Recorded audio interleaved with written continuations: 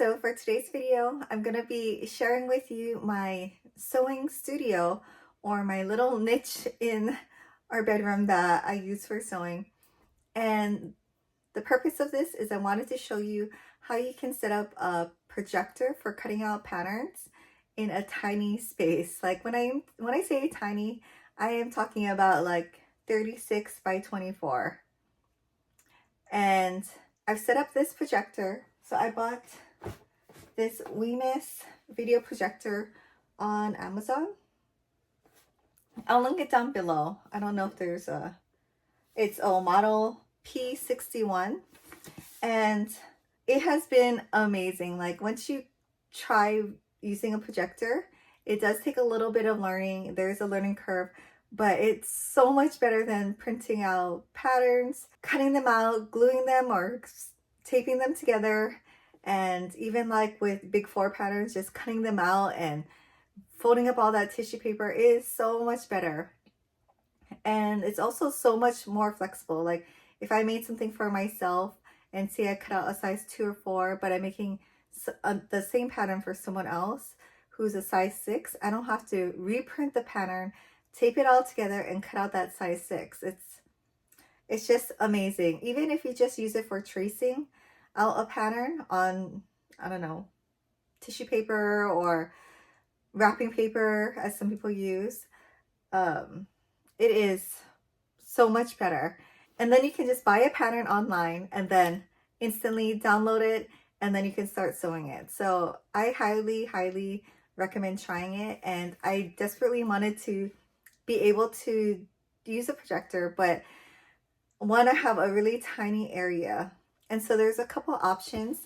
You can do it the way that I did it, and if I can find the video that I kind of got this setup inspiration from, I will link it down below also for you guys.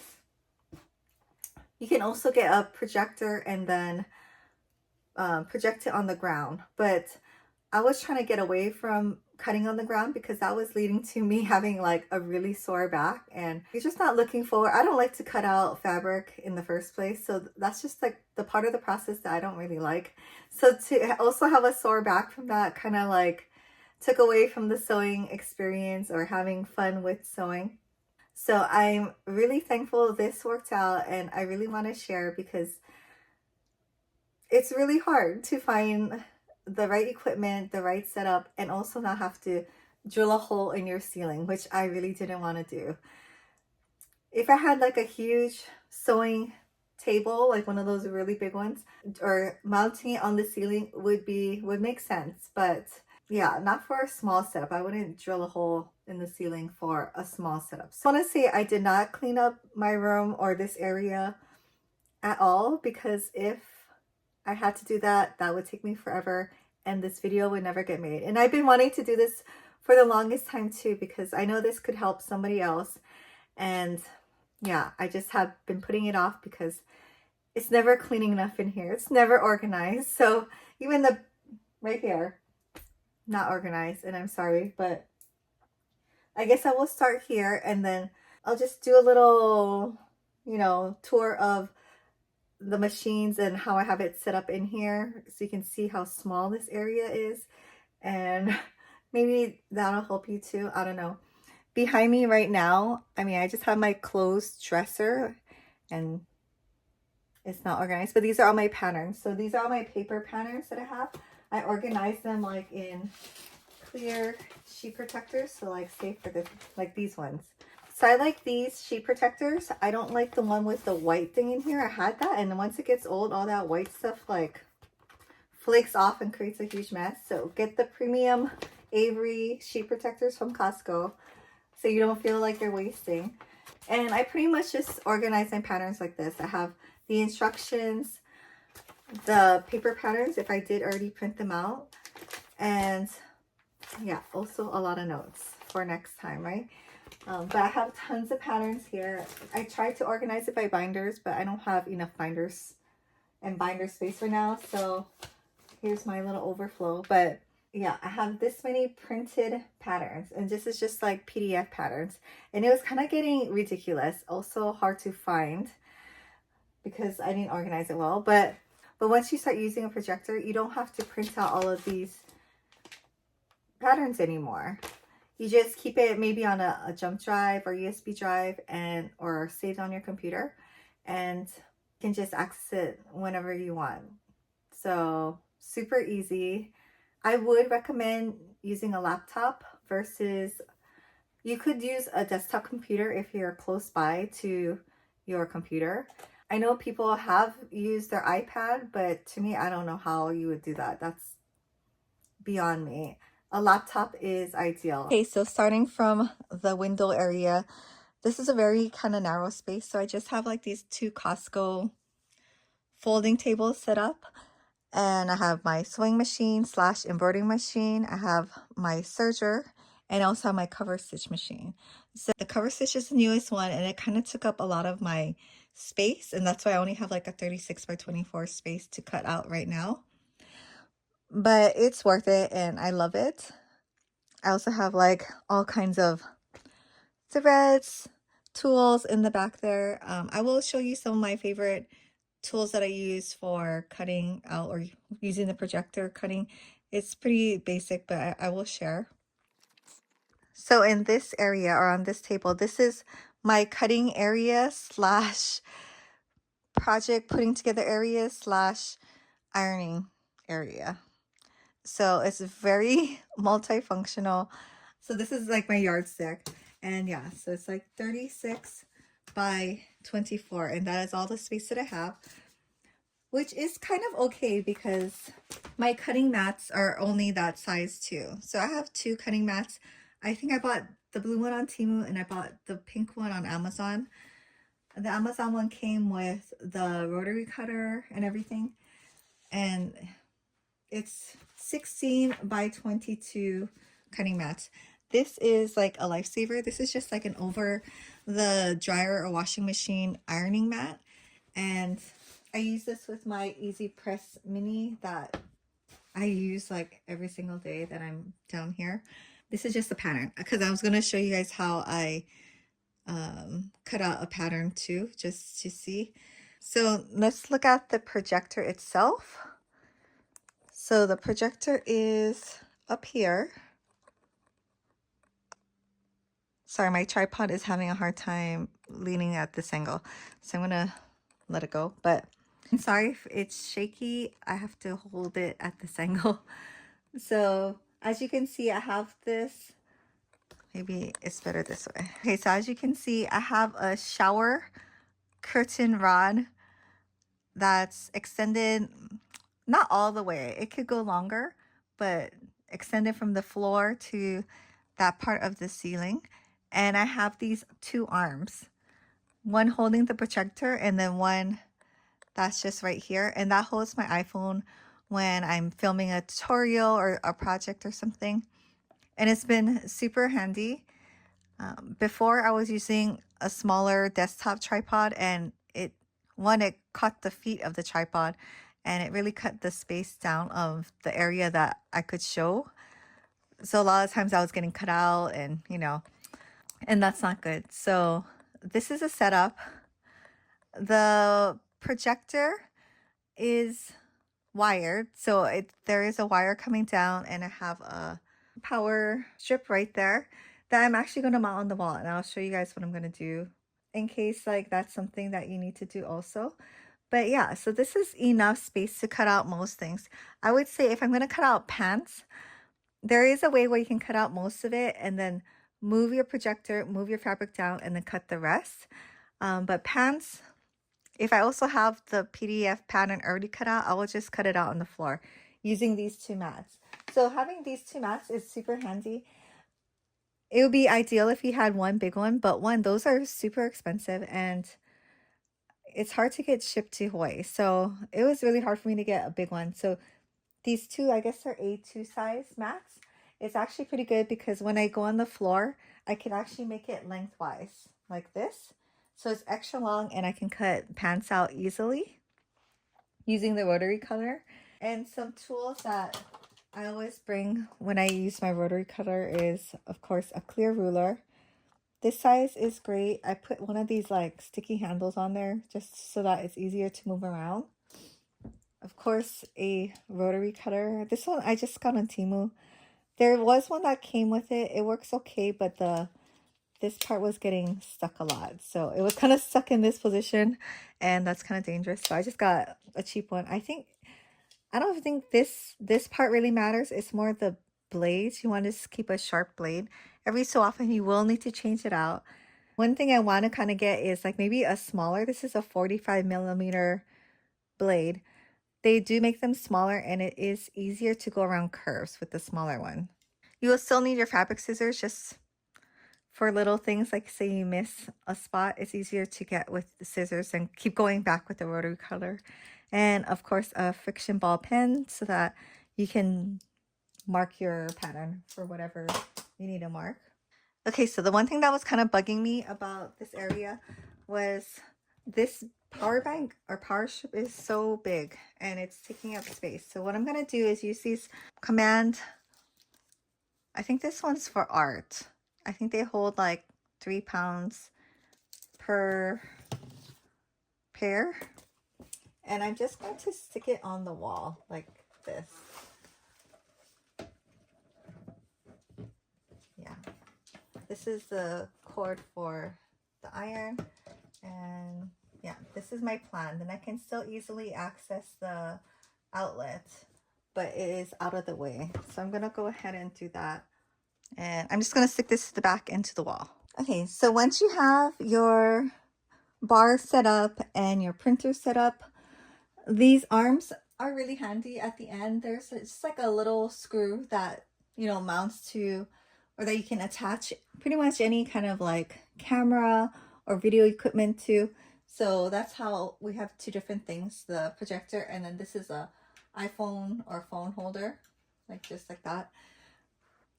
The bar is really handy because I can kind of twist it. So when I use when I need the iPhone mount, I just twist it like this and it moves the projector away. Sorry, you couldn't see that. But when I move it back, because you don't want this arm blocking the projector, it's pretty handy. It just kind of rotates like this. Because I would never be filming with my phone and having the projector, you know, like this, or filming top down and having the projector. So that works really well. And then I have my mats, I have my pattern weights, I have my laptop. So what you would do is just go to patternprojector.com. You would just install the app, and you can create a little shortcut. So I have it down here. I'm just going to close out of this for now. And then you're going to get this calibration kind of little grid. So now we can turn on the projector. So I like this one because it's wired, or it has a Wi-Fi, and it also has a remote. Just a very simple basic remote. We're going to turn it on, and I'm going to move the computer really quick. So now I just have to kind of center it. So it looks a little crooked, right? I did turn it. So it's going to center it. It doesn't have to be perfect, just FYI. It just has to kind of be on your area. I'm going to select AirPlay on the remote. So if you have AirPlay, use that. If you have an Android or you're using something else, you can use Miracast. I already have it set up to my Wi-Fi, and my computer is also set up to Wi-Fi and on the same network, and that's pretty important. It will have the instructions. Also, there's an autofocus, so it's already focused, but you can also focus in or focus out. This one is a short throw. It's not super short, but short enough. Okay, and then so I'm gonna get my computer. Sorry, it's kind of hard to show both at the same time, but I'm going to select this, go to screen mirroring. And the one thing that kind of bugs me about this is, like, a lot of times it doesn't show on here. The internet in this room is not really strong. So my computer can easily hook up to the internet or the Wi-Fi, but small appliances, I think, have a harder time. So I find that I have to like sometimes turn it on, turn it off to get it to connect, which is kind of annoying. But one way you can also double check this is go to network settings and check to see if your network is on. So network is off. It's trying to connect now. So sometimes it takes a long time. So just get it set up. Let's go to AirPlay. And there we go. So now I can see that the P61 setting, I can select that. And I do want to have the pattern projector application to full screen. That'll help it not move around so much when you need to have the grid onto your, like completely on your surface. So I like to use this pink mat to calibrate. So if you are not moving your projector around at all, you won't have to really calibrate as much. If you move it from floor to table to wherever, you are going to have to calibrate it every time, but it'll be fast. It's not that bad. So you're going to click like one of the corners, and I like to use this little grid right here. I don't like to drag it because it's not that accurate. I like to use this, and I'm just going to be moving. If you can see right here, once it looks like it's glowing, it looks like it's glowing, right? More than like this line, then it's because it's reflecting off of the white on the mat. That's why it's glowing. But then you know it's calibrated or it's correct. So now we will go to the bottom corner and then just click on it to whatever it needs to be. Gotta bring it up, and then it's glowing right there. I will have to move this on the side. So I'm just doing the top corner. And that one needs to be moved down and to the left. Then I'm going to do the bottom left corner.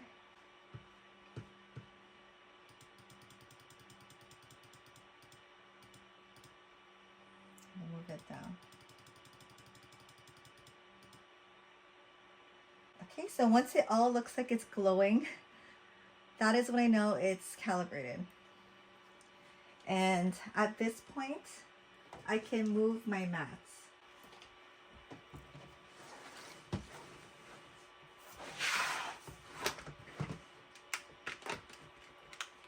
So try to just keep it together right here.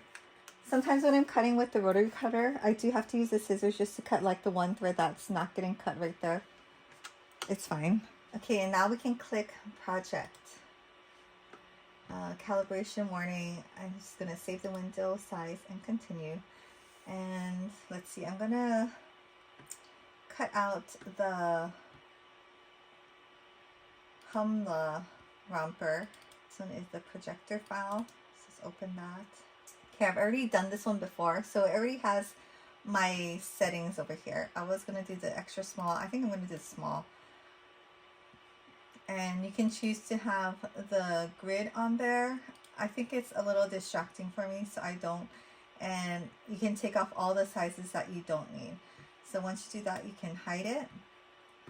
And then I'm just going to drag the piece that I want to cut out. So this is the top. I kind of want to show you something interesting, like something with a fold. Maybe the bralette portion. Here we go. So this is the bralette portion. I'll just do the back bralette because it's the same thing.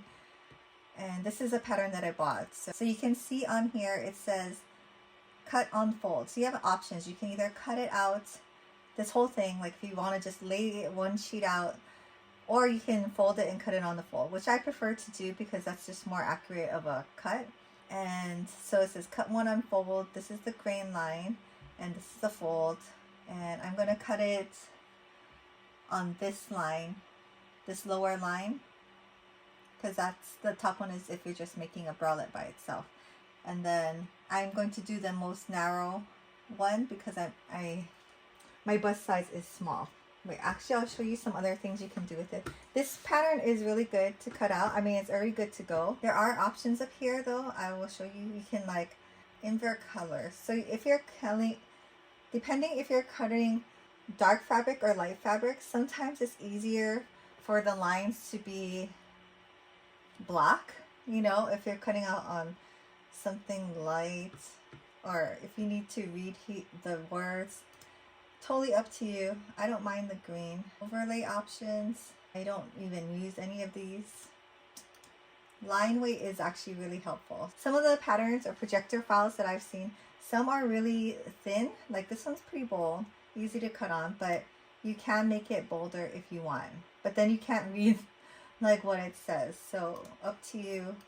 Then you can flip it. So say I have the romper portion and it's facing this way, because it is. If I want to just rotate it so I can cut it lengthwise like this, that's an option, and that's what I did for when I cut it out before. And center and reset, if you all the way down here and you can't find the middle of the pattern, you can just press that. Magnify, zoom out. Line tool, what's line tool? I actually have never used that, so I don't think I'm gonna mess with it. I'm not that much of an expert at this yet. I'm gonna move the computer to the side.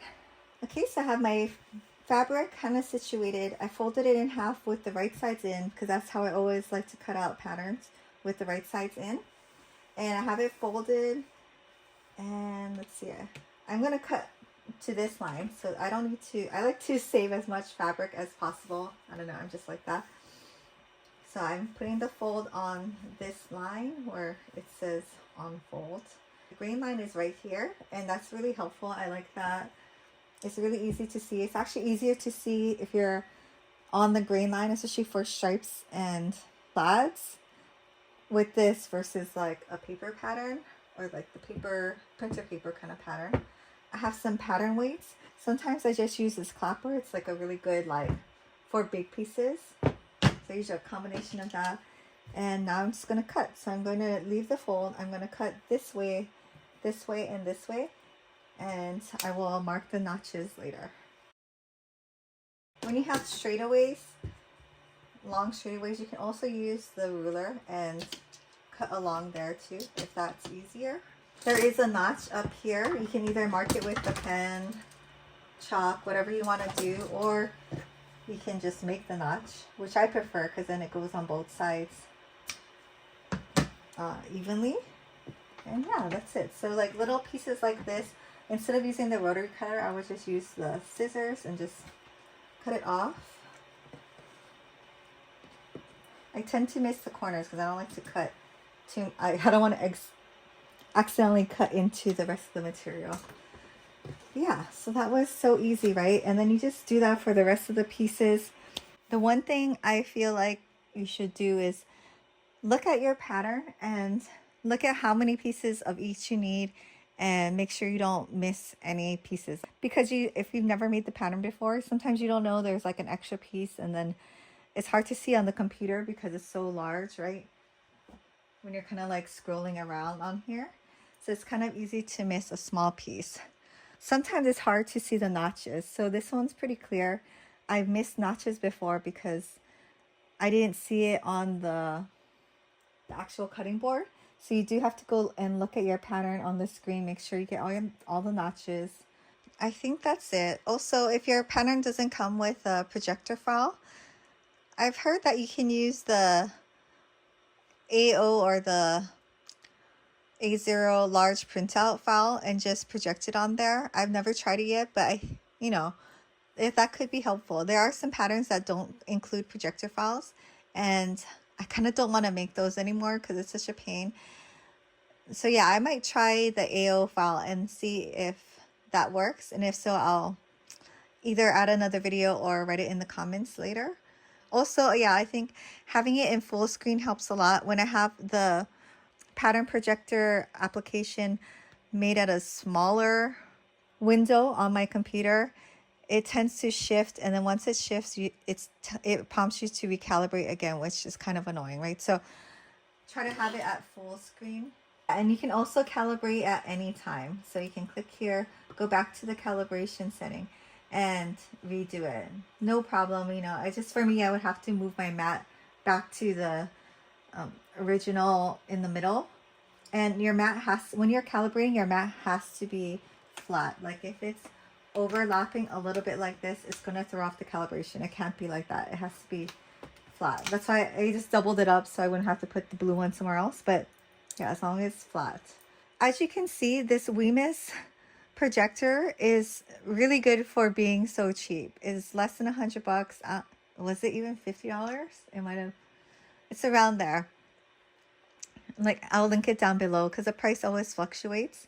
But my lights are on. So I have my bedroom lights are on, my regular lights. If I dim the lights, it's even better. I just don't because I can see the lines without it. Yeah, I mean, this projector is awesome. You can even take it off the mount and use it on your wall or whatever to watch TV or movies. Super good. Totally recommend it. I'm very happy. The only thing is that, you know, it doesn't connect to the Wi-Fi all the time. I have to keep doing it sometimes. But I think that's more my Wi-Fi situation in my house versus the projector. But yeah, so please let me know if you have any questions, comments, or if I'm doing anything wrong. I am new to this.